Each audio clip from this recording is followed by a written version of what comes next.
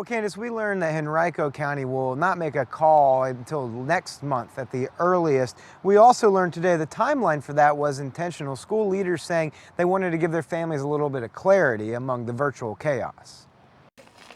A short trip to after-school hockey when your classroom is in the kitchen. Really strong need. Hey, you'll get 2 minutes for roughing. Take turns.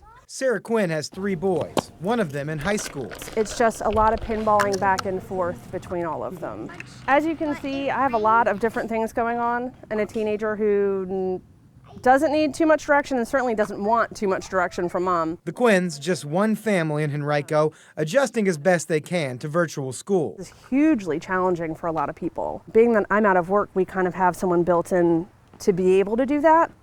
Whereas years ago, if I was still working the restaurant industry, forget about it. Henrico County schools are almost exclusively virtual through at least the first 9 weeks. Consistency is good, a routine is good, but what happens after that first 9 weeks is what we're examining now and continuing to prepare for. Andy Jinks, spokesperson for the school district, says they don't have a magic number or metric to determine when to return students to buildings.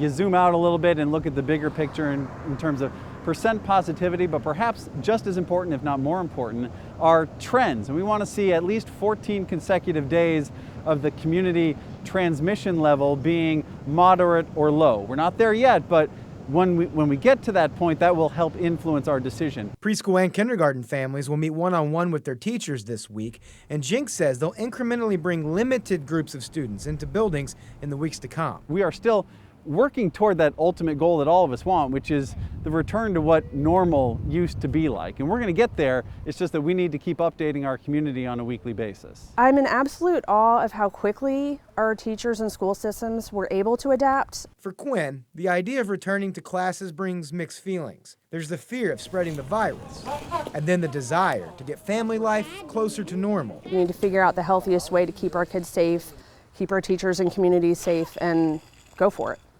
Because we can't live in our bubbles forever. The next Henrico County School Board meeting is scheduled for September the 24th. You can learn more about their reopening status online. We have a link on our website. Working for you in Henrico, Jake Burns, CBS 6 News.